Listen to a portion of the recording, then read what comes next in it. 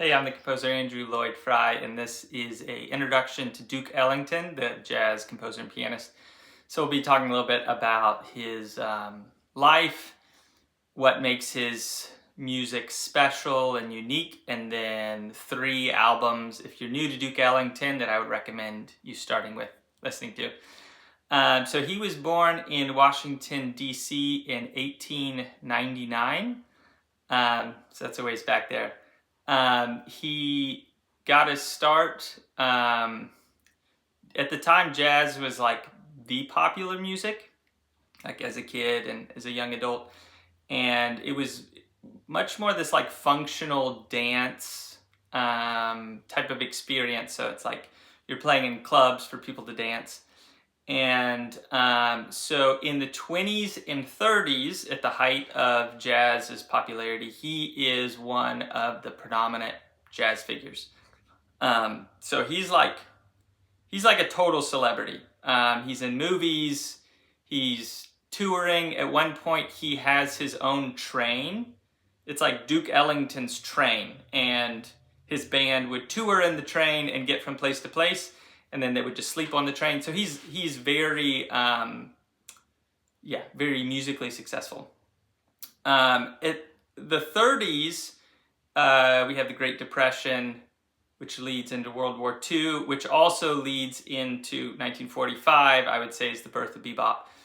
So a lot of the jazz world and the listening public changed around him.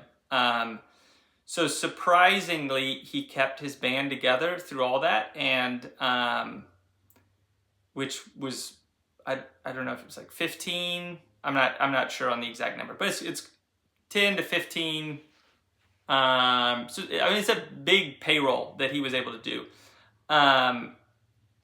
So I think the other thing that happened later, kind of after his like popularity crest, going into the like 40s, 50s, and 60s, is it feels like his music expanded quite a bit. And he talked about being beyond genre. That was like the compliment that was really meaningful to him. And even not loving the word jazz anymore, it's like it's music, and not liking that being categorized that way, to some level. And what I hear in his music in those later projects is actually a bit of classical influence. So he talks about Debussy and Ravel being huge influences on what he did. And you can hear it. I mean, it is impressionistic and lush, and so you can really see that relationship. Now, I think just a couple things that make his music so unique and so special. He is like the only composer in the history of the world that had his own functioning band. So it's like even a very successful composer in jazz or classical, it's like they do not have their own orchestra. So that, I think that piece alone gave him a lot of advantages. He could write something in the morning and hear it at night. So he had this incredible feedback loop where you can just go through that feedback over and over for like 50 years. And he kept his band going for that long, regularly doing dates. I mean, a lot of that, he's doing like 200 gigs a year. So I think what that developed in him was this sensitivity to how to arrange horns incredibly beautifully. And I would say, maybe different people have a different opinion on this. I would say what is so great about his music is his arrangement. So some albums, there's a lot of albums where he is writing most of the tunes, and some where he's not writing most of the tunes, and also Billy Strayhorn, his co-writer, was a big piece through all that. But the way he just like voiced his orchestra, it's just like the way he spread out the chords, it's like you could just pause the music with that sound, that like whole note chords. It's just like so beautiful, so lush. It's just very, very rich. there's this like classic scene from, I'm not sure when this took place, but he was friends with a prominent classical violinist, and they would take carriage rides through Central Park and talk about music. And this classical violinist was encouraging Duke Ellington to get a proper music education, which obviously meant classical. And he said, no, they're not teaching the kind of music I want to learn. And I think we can all be happy that Duke Ellington said that and didn't get a classical music education, because I think it really would have interposed these like values on his music that I don't think would have been helpful. And I think just his self-discovery and that feedback loop and his very like eclectic influences all meshing together is what makes his music so unique. Last thing before I talk about the specific albums, I really appreciate Duke Ellington's, I guess I would call it like Americanness. Like there is a nice feeling to a locality having like a musical identity. And culturally, like globally, we're kind of losing that, which, I mean, there's pros and cons to that. But I think there is something nice to like a people having their music. So in classical music, it's kind of Copland, Aaron Copland's kind of talked about as this like American composer, and for a long time classical music in America was having this like identity crisis, where it's like we're American, but all of our American composers go to Europe to get trained, or we bring European composers to America to train our composers. And are we making our music? Does it sound American? Does it sound German? And I think there is something valid to that. So Copland is kind of touted as in classical music as this like American sound. Like he finally did it, which I think is a little bit humorous. So I love Copland, but I think classical music was at the time was doing a really bad job, and there wasn't much to choose from. So he's kind of made the poster boy for that. And what he did was he wrote some like Appalachian Spring and Billy the Kid, where he did what any European composer could do, and he got a book of cowboy tunes and inserted those into his like symphonic work, which I like it. But I think if you're going to talk about like American music, Duke Ellington for me is like the epitome of that. And it's you can certainly hear New York City. You can hear the diversity of races commingling. You can hear these like new types of mix of values. So his music's very orchestrated and sophisticated. And you have that, and then you also have this improvising. So it's like this independence and self-expression that was not apparent in a lot of European music.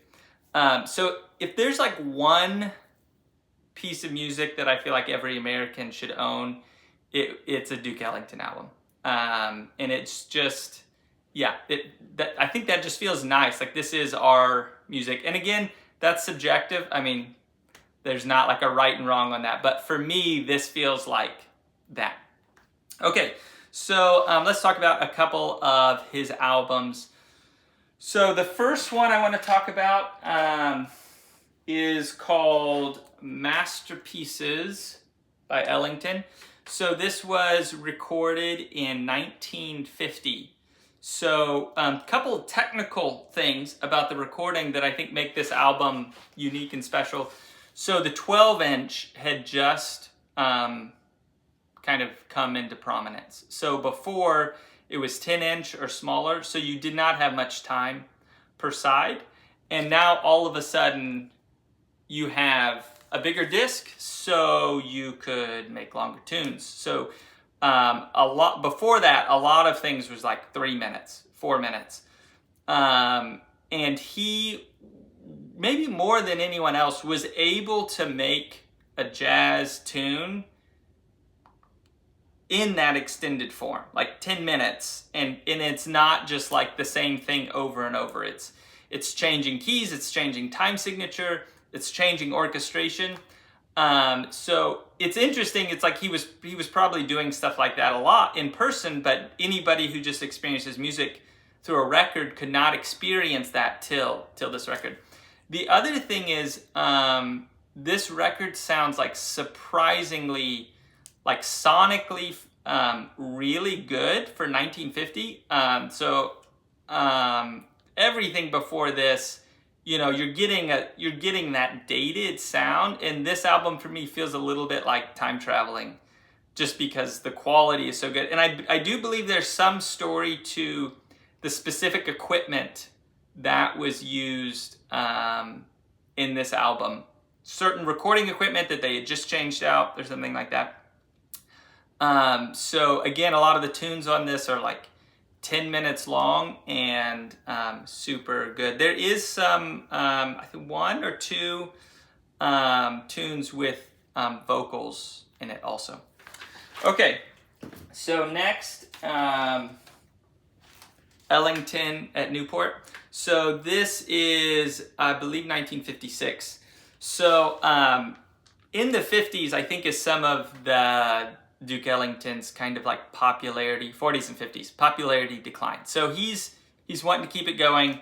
He's literally playing gigs at high schools. He is, I think the low point was like music for an ice skating rink. So, I mean, he's keeping it going, but certainly not prestigious.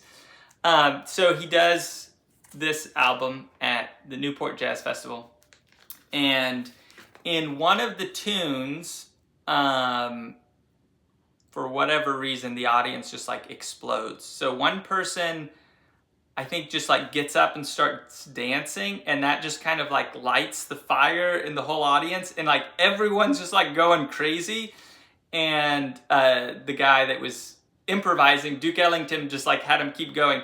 So it was this moment of an audience, a very large audience, connecting powerfully with his music, and they happened to be recording it. So it was almost like this news event that happened, and this album came out. It was very popular, and it was a kind of like re-spark of his career. So he talked about 1956 at Newport, I was born.